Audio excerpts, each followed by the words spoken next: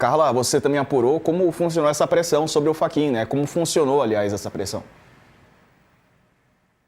Então, na verdade, Saca, a Dani conta muito bem esse bastidor interno aí do Supremo, e essa semana a gente andou aqui por Brasília, falou com diversas autoridades no mercado também da economia, enfim. Tá todo mundo meio anestesiado em Brasília sobre avaliar as consequências, né?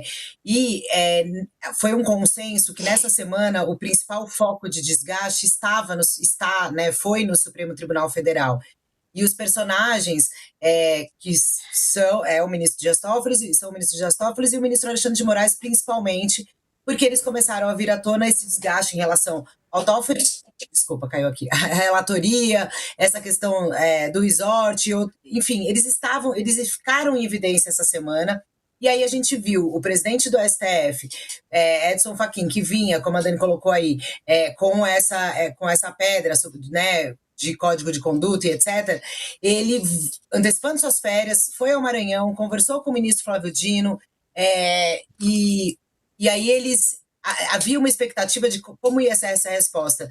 E aí também, de novo, claro que todos esses movimentos eles foram feitos de forma calculada pela corte. E aí essa nota, de fato, surpreende quem imaginava que Fachin fosse bater o pé e continuar ali mostrando, né, não, precisamos discutir essa questão do comportamento dos ministros, eventualmente da relatoria. Tem mais um acontecimento ontem à noite que se soma a esse cenário, né, que o arquivamento por parte da PGR de um pedido para tirar a relatoria do Toffoli. Então, a gente viu, e aí eu coloco ali na coluna, né, a gente fala ali que cada ministro do Supremo é uma ilha, tal. Nesse momento se juntaram, né, esses poderes judiciários se juntaram numa defesa corporativista, assim.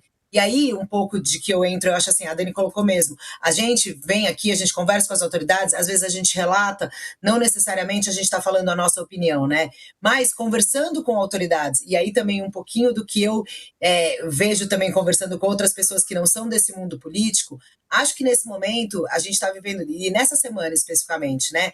A gente está vendo aí a necessidade que talvez falte ao Supremo nesse momento, uma autocrítica mesmo, né? Porque no caso, os dois ministros que a gente está falando, que ficaram no foco, Alexandre de Moraes e Toffoli, o ministro Alexandre de Moraes não falou nada publicamente até agora sobre o suposto contrato, se existe, se não existe, da esposa dele, que é um contrato em cifras milionárias que assusta as pessoas aqui em Brasília quando a gente fala 129 milhões, meu Deus, todo mundo fica meio sem saber, né? E a sociedade, que antes o Supremo era alvo dos bolsonaristas, da direita, um pouco do que eu falei conversando com umas fontes, meio que uma democratização, porque nesse momento o Supremo ficou com esse telhado e a sociedade está olhando e pedindo explicações, né? De um escândalo que a gente está só no começo, Diego, é o que falam. Ninguém, conversei com muita gente essa semana mesmo, não tem ninguém que arrisque aqui fazer algum prognóstico de que onde vamos parar. Não dá para saber. Então, assim, a gente tem essa questão da investigação que está andando, a gente tem essa questão de uma crise reputacional que se instalou no Supremo Tribunal Federal e a gente tem um cenário eleitoral que vai vir pela frente. Então, é uma tempestade que a gente não sabe como é que vai acabar.